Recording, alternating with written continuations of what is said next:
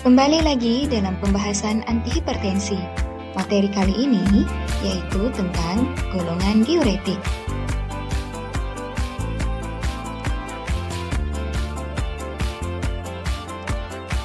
Sebelum menjelaskan mekanisme kerja dari golongan diuretik, terlebih dahulu kita review fisiologi dari ginjal meliputi proses filtrasi, reabsorpsi, dan sekresi.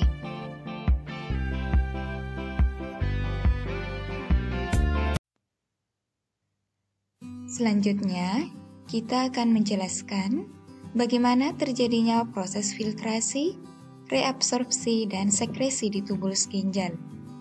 Darah yang mengalir melalui ginjal akan mengalami proses filtrasi di kapiler glomerulus yang terletak di bagian korteks ginjal.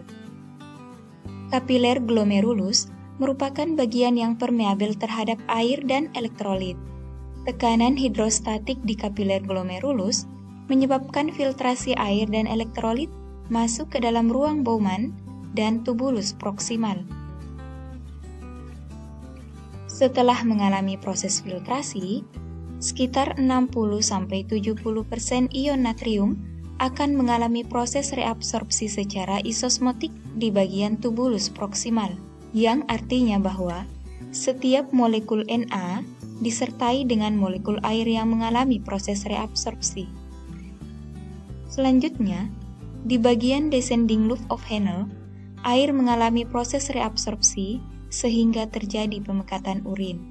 Di bagian ascending loop of Henle, terjadi proses transport Na, K, dan Cl dengan perbandingan 1:1:2.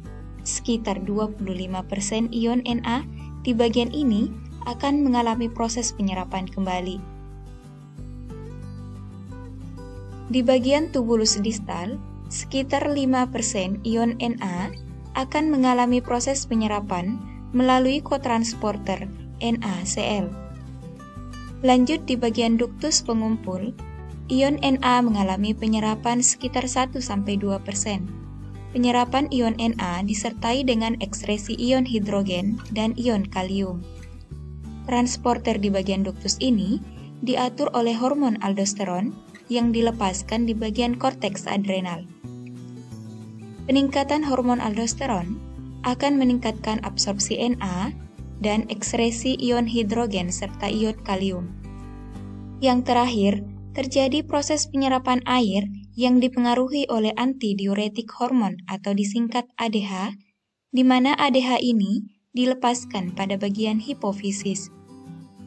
Hal ini menyebabkan urin menjadi lebih pekat dan aliran urin yang keluar menjadi lebih sedikit.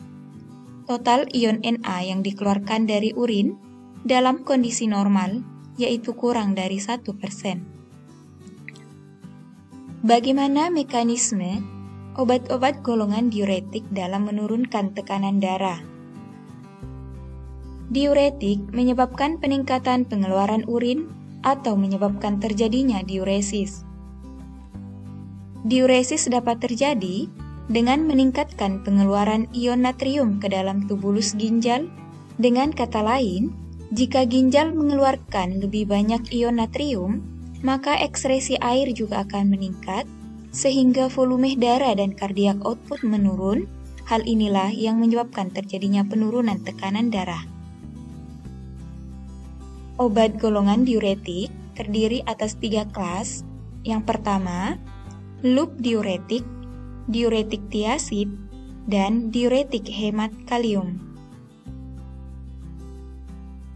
Bagaimana mekanisme dari golongan loop diuretik atau diuretik kuat dalam menurunkan tekanan darah? Diuretik kuat menghambat symporter atau kotransporter NaCl di bagian ascending loop of Henle, sehingga terjadi penghambatan reabsorpsi Na, K, dan Cl. Penghambatan pada transporter ini menyebabkan lebih banyak ion natrium yang berada di dalam tubulus ginjal. Loop diuretik menghasilkan efek diuresis yang lebih kuat dibandingkan diuretik yang lainnya, karena loop diuretik menghambat proses reabsorpsi Na lebih banyak dibandingkan dengan golongan diuretik yang lain. Loop diuretik menghasilkan efek diuresis yang lebih kuat dibandingkan diuretik yang lain, akan tetapi menghasilkan efek vasodilatasi yang lebih kecil dibandingkan dengan diuretik tiazid. Oleh karena itu, loop diuretik kurang efektif menurunkan tekanan darah dibandingkan golongan tiazid. Loop diuretik merupakan pilihan untuk pengobatan severe edema, seperti pada gagal jantung, sirosis hati, penyakit ginjal seperti sindrom nefrotik, serta kondisi edema pulmonar. Efek samping pada penggunaan loop diuretik meliputi hipokalemic metabolic alkalosis atau hipokalemia, ototoksisiti, hiperurisemia, hipomagnesemia, hiponatremia, reaksi alergi, dan terjadi dehidrasi. Contoh loop diuretik meliputi bumetanid, asam etakrinik, furosemid, dan torsemid. Selanjutnya, mekanisme kerja dari golongan diuretik tiazid.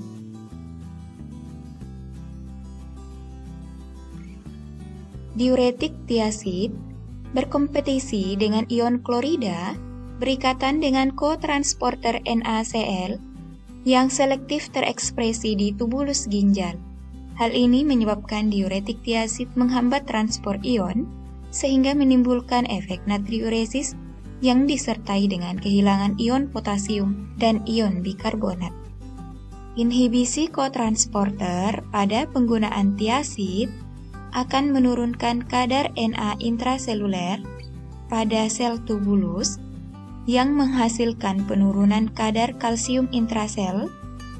Karena terjadi penurunan kadar ion kalsium di dalam sel tubulus, hal ini akan memfasilitasi difusi ion kalsium melalui kanal kalsium yang berada pada membran lumen, sehingga terjadi peningkatan absorpsi ion kalsium.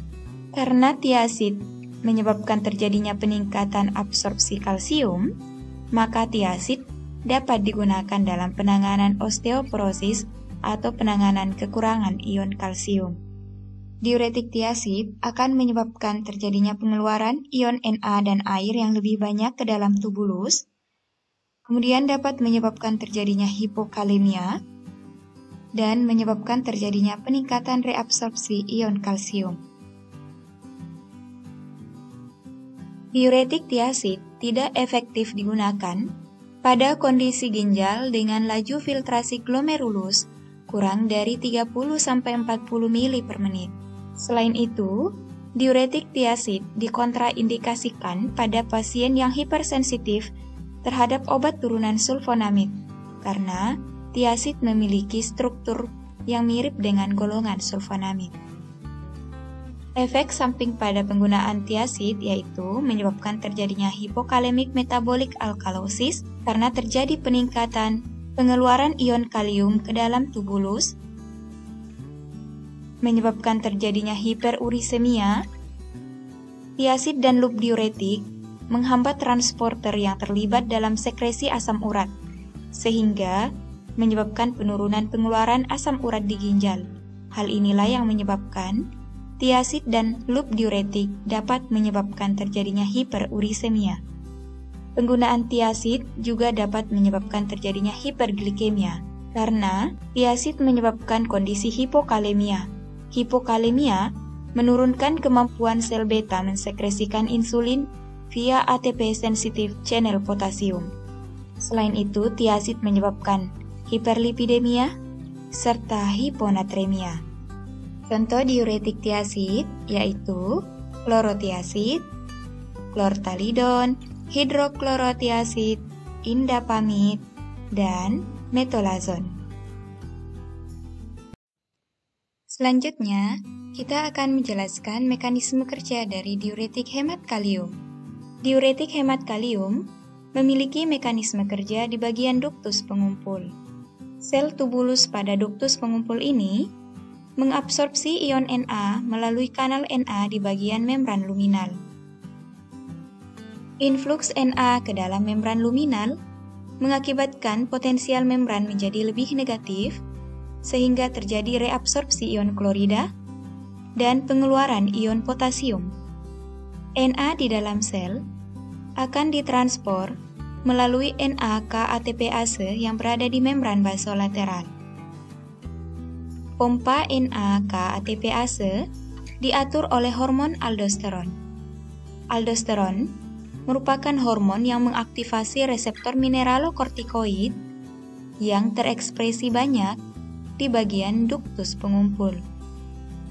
Contoh diuretik hemat kalium yaitu spironolakton dan eplerenon. Spironolakton memiliki mekanisme kerja yaitu antagonis aldosteron atau memblok reseptor mineralokortikoid. Hal ini akan menyebabkan penurunan ion Na intraseluler karena terjadi penurunan influx Na di membran luminal. Penurunan influx Na ini akan menyebabkan peningkatan ion Na di dalam tubulus ginjal. Selain itu, spironolakton akan menyebabkan terjadinya peningkatan ion K di dalam pembuluh darah. Hal inilah yang dikaitkan dengan terjadinya hiperkalemia pada penggunaan diuretik hemat kalium. Contoh lain dari diuretik hemat kalium yaitu amilorid dan triamteren yang memiliki mekanisme kerja secara langsung menghambat kanal Na yang berada pada membran luminal. Penghambatan pada kanal Na ini akan menyebabkan terjadinya penghambatan reabsorpsi Na ke dalam sel tubulus. Diuretik hemat kalium memiliki efek samping yaitu ginekomastia. Spironolakton menyebabkan terjadinya ginekomastia atau pembesaran kelenjar pada payudara laki-laki. Hal ini karena spironolakton menghambat reseptor androgen dan juga menghambat biosintesis hormon steroid lainnya. Sedangkan eplerenon tidak menyebabkan terjadinya ginekomastia karena obat ini lebih selektif menghambat reseptor mineralokortikoid yang berada di sel tubulus pada duktus pengumpul.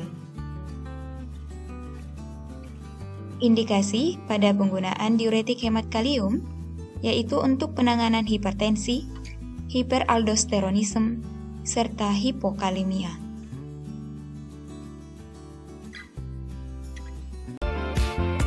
Demikian penjelasan terkait antihipertensi golongan diuretik. Nantikan video pembelajaran berikutnya di channel ini. Terima kasih.